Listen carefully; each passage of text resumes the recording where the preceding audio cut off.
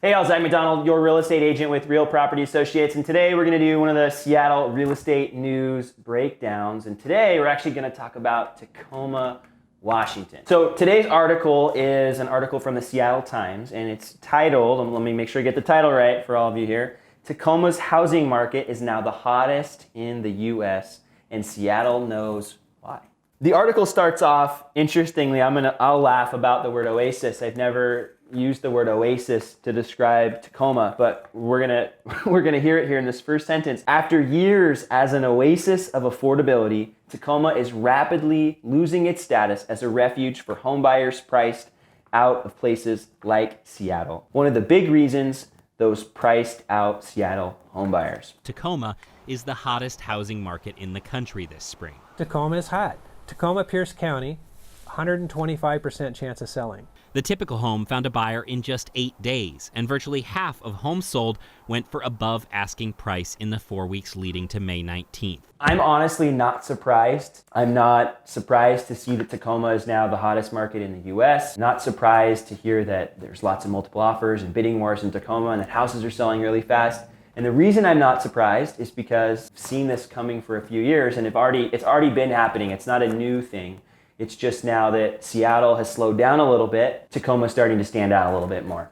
Let's talk about this article a little bit more. I'll go through it a little bit more, and then I'll share a few more thoughts as we close. So according to this article here, some stats from Redfin recently, 49.7% of homes sold in Tacoma in May went for more than the asking price, compared to 37.8% in Seattle and 23.8% nationally. So that's pretty substantial, right? Almost 50% of houses in Tacoma selling above the asking price. A few other stats here in the article that are interesting. The supply of homes in Tacoma, 1.3 months, which is the lowest in the United States. And the average home, the median home, in Tacoma was on the market for just 8 days. It's kind of sounding like Seattle from last year and the year before, at least in the springtime. Now, in Seattle, we were seeing 7-8 days on the market, and we were seeing inventory even lower than that. We were seeing it in 7.8 months of inventory. So a little bit more than where Seattle was last year, but still super low. And not surprising that it's at the lowest point in the whole US. The median sales price, according to the article here on Redfin, is up 6% from a year earlier, about $370,000. So in my most recent market update, I was talking about $750 Seattle real estate median sales price, right? And we're talking about $370,000 in Tacoma. That's more than 50% drop. That's really substantial, especially if you're a first-time home buyer. Maybe you're on one income or you're on two incomes that are a little bit more modest and you don't have the tech income starting out. This is a place maybe you could consider, right? That might be one of the action points here as a home buyer. The article shares a few thoughts on, okay, why are people moving south? And I mean, the overarching theme here is that prices in Seattle are expensive, like I just shared. A lot of people are getting priced out of Seattle, and so they're moving down south.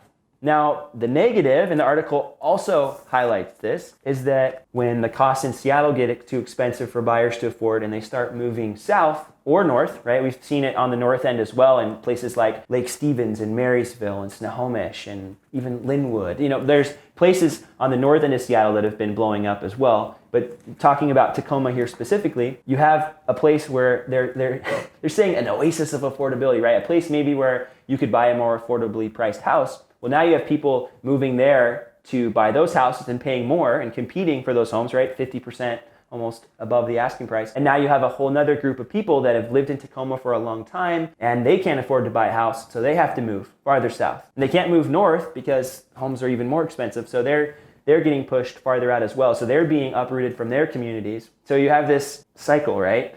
The negative word, the gentrification word, right? It's the G word. You have a group of people displaced and then the next group of people is displaced. So the article ends with a quick interview with a buyer, and the buyer's talking about how they had to make that move down to Tacoma and they got in just ahead of time. And I'll quote her here because it's an interesting perspective on it and an interesting way to wrap up the article. She goes, "We got in right before the big wave came from Seattle." So good timing, right? She says, acknowledging that it has been uncomfortable to have found myself in this position where I got gentrified out of one city and it become a gentrifier the next day. That's unfortunately how it's been, and it has been in Seattle, and there's a ripple effect, right? So you have the group of people displaced, and then they displace the next group of people, and so on and so forth. And like I said, I'm not super surprised that Tacoma is the hottest real estate market in the country at this point. With Seattle being so hot and having such a competitive real estate market, it only makes sense that those surrounding areas would be impacted